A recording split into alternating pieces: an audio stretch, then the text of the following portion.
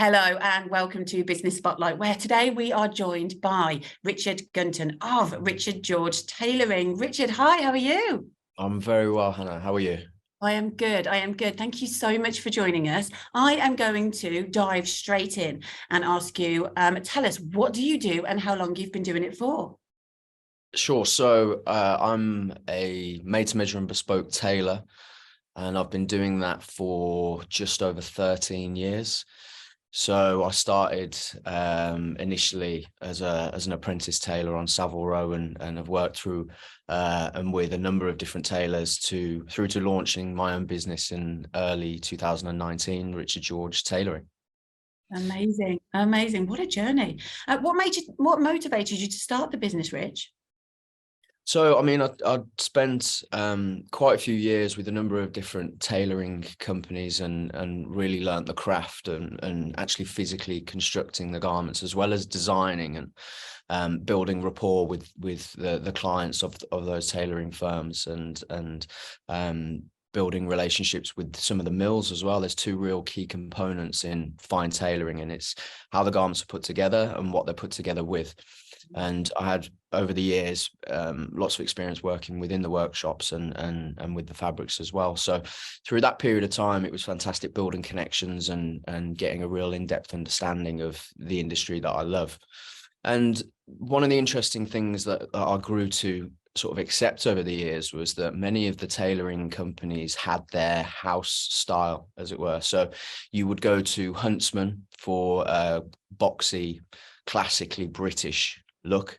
You would go to Oswald Boateng for a more fashion forward, brighter piece, or similarly Richard James, or if you wanted to edge towards the more classical styles, Eden Ravenscroft, that sort of thing. But you would be at that tailor for that house style. And I really kind of was sort of inquisitive as to why people, or why tailoring firms weren't actually putting the client at the center, in my opinion, and really understanding who that person is, because to best advise and guide towards what are the right fabrics or the right construction, and believe you and me, there are many. So to sort of traverse that landscape and effectively select what is right for that person, you need to understand that person. You need to ask the right questions, because not all of us suit a boxy suit, not all of us suit a fashion forward suit, and it's really about understanding the individual. So the reason I started Richard George really was to solve that issue, to flip it all on its head and really put the client at the center, and ultimately create what is the greatest garment, the greatest suit that person will ever have. And that's what we really strive to do with every client that we deal with. That's phenomenal. So your house style, from what I'm hearing, is the client's style, and understanding the client creates that style, and you can create a garment that fits them entirely. That's incredible. That is incredible. That literally just dawned on me. Has it been everything that you hoped it would be? It sounds like a very competitive industry, and you named some big hitters there. Has it been everything that you dreamed it so far? Yeah, I think it's been. I mean, I wake up every morning and I'm doing exactly what I love, adore. It doesn't feel like work for me. You know, I've had a real passion for clothing and tailoring since very young, and to be able to pursue a career in that is such a wonderful thing. And I've done the Savile Row, and I've worked with some incredible tailors and some incredible companies, and to ultimately start my own brand with my own name on is just, you know, you kind of pinch yourself as to what I really, you know, what we're achieving. And you know, I'm really humbled and proud to say that we have a good reputation, and we have people speaking fondly of us. And if I'm completely honest, I kind of went in with, I wouldn't say I had many expectations, or it was kind of venturing into the unknown, into the abyss, and just sort of trusting my instincts. And so it's far surpassed any expectations I could have had. And I just, you know, I'll happily do this for the rest of my life. And you know, it's just my real passion. So I'll live it. I can hear that in your voice. I can hear that in your voice. The reason I say it dawned on me before is because I've actually been to your studio and had my colours done. So I do have a little bit of an insight into what you guys do, and you've just clearly explained so eloquently why you do it, and I can hear the passion in that. You've explained a little bit about what makes you stand out, but I always like to ask this question: what is it that you do that makes you stand out in the industry? Is there anything else that makes you really stand out? Yeah, I mean, I'd like to think there's quite a few things that sort of stand out for us, but what really sort of enthralled or really grabbed my interest into tailoring was the heritage and the kind of classical elements, and that goes beyond just the garments itself, but the rapport and the relationship that the client and the tailor have. You know, there's a saying in my industry that you can tell anything to two people in the world: one's your doctor and one's your tailor. So there is a real element of trust and mutual respect, and I'd like to believe that we are keeping up that tradition, and you know, in some respects, without, at the risk of sounding, you know, tooting my own horn, but we really do strive to go above and beyond to make somebody feel special, far beyond just creating a garment. You know, making them feel cared for and respected and considered. Oh no, that's amazing. I didn't realize that the two confidants, your doctor and your tailor, I bet you've heard some amazing things then in your showroom. You Yeah. mentioned earlier about your business surpassing any expectation. What would you say that you attribute your growth to? I think there's again, it's not, I don't think this is a short answer, but I owe a lot to the people that I've had around me, both, you know, my family, my fiance, my you know, close friends that have supported me, through to other businesses, other individuals that are going through it, other people that have been through it. And one thing that I just think is just so wonderful is the generosity of knowledge. You know, people have been very kind to take the time and offer up their guidance and their knowledge to help, and you know, that for me has really been invaluable. I mean, you know, for yourself and Kevin and some of the other team have been really instrumental in building what we are building. So I think at the top of it all would be the people and their kind of guidance and advice has been wonderful. That's amazing. How do you, it's interesting that you say there that one of the attributes is gaining knowledge from other business owners. That's something that a lot of business owners shy away from. They don't want to necessarily look like they don't know what they're doing, or they might ask a silly question. What's your piece of advice to kind of break that barrier and build the confidence with getting people in the right circles, or even just start asking the question, what do you know? I think a degree of vulnerability is important. You know, we're all human beings, and some of us have done more than others, and treating opportunities that arise for conversation with successful individuals or people that are going through the same thing as you. I think it's important to treat any opportunity as a learning opportunity, because ultimately every day is a school day, and there's always something to learn. And you know, if through vulnerability you can kind of have an openness to learning, and you know, it could, if you weren't to have that, it could well be an opportunity missed. So I suppose that's something for me. I do understand it, I do get it, but it's the opportunity missed is not worth the pride, I would say.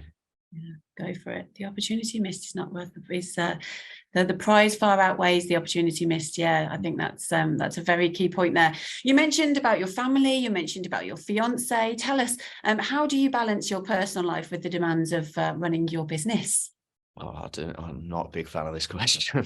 I'm not a great example of a good work-life balance, and I think Laura would probably agree with me on that. But I do try and, I mean, my fiance is very understanding of the demands of what I do. You know, we're a showroom, and you know, we're open 9 till 5:30, and outside of that is by appointment. And you know, tomorrow morning I'm here at 6 a.m, and I've got to, after this meeting, I've got to go to London, and that's impromptu. That's going to be a late one. I was out late yesterday evening, so there aren't really set hours, and ultimately, you know, that spills over into your personal time. My dreams and ambitions for this are such that it is demanding on my life, but I really do try, and I'm really learning to try and take the time out with, you know, the people close to me that are going through this as well, and missing out on time with me, and seizing that, and really trying to focus on quality time with them. But look, I mean, it's, you know, thankfully they've bought into the dream, and you know, long down the line there will be much more free time, hopefully. So we're all working towards to that. No, plan the time together. You're in it together. I loved what you just said there, and I hope I get this correct. I didn't jot it down. Is you and Laura are in this together. She's along for the ride with you together, and communication then, I guess, is the most important thing. So no, thank you very much for sharing that. It's a difficult question for a lot of business owners, I must admit, because there's not you've just been completely vulnerable and answered so honestly with it. It's, you know, it's maybe not the best. It's a work in progress. What's been your biggest learning? Biggest learning. That is not an easy question. Again, I mean, there's so many things, you know, the past, what was it, 4 years, 3 to 4 years that I've been doing this. I'll look at the person I am now and put that person next to the person I was before starting a business, and you would definitely see a difference in the way that I think, the way that I carry myself, hopefully, in the way that I, you know, interact with others, and, you know, managing a team. I think there's so many things, but I can really and truly say I am super proud of the person I am, and striving to be. So it's it's difficult. There's a multitude of things. But I think just this hankering for learning and growing and developing and building is really what's driving me. Did that answer the question? It did. I think what I heard there was that if you put Rich 2023 next to Rich 2019, that there's a huge difference, and that you're super proud of that difference, and there's an acceptance of that growth and that change. And I think that is a huge learning, and I hope I've deciphered that correctly, because that for me and for a lot of business owners out there, that's actually a huge takeaway, because we are bound to grow and change, and it's the acceptance of that change that really helps move and continue to move you forward as a person and as a business. Yeah, I believe so. Absolutely. I think that's wonderful. Thank you. Final question. Another biggie. Where do you see yourself in 5 years? And are there any words of advice for other business owners who are looking to grow? I think that has changed a number of different times, and I think, you know, I've kind of beat myself up a little bit for not having that direction, that end goal, that, you know, because I suppose that there's a lot of pressures to kind of know where you're going to be in 5 years or 10 years. And, you know, I started off with the ambition of 10 showrooms in 5 years. That's what I'm going to do. But as kind of the time has passed, I don't feel connected to that. I don't feel like that's my dream. I feel like that's somebody else's. And I'm really still trying to work out what is the direction. I know the company will be bigger. I know the reputation will grow. I know the team will grow. And I know the turnover will grow. So we will, I suppose really in the industry, I see Richard George being reputable and respected, and you know, a real key player in the game. So that's where the brand will be in 5 years. What that looks like physically, be it multiple showrooms or the introduction of trunk shows and visiting, you know, various spaces and places all over the world. I don't know, I'm still working out, but yeah, there's a loose kind of goal there.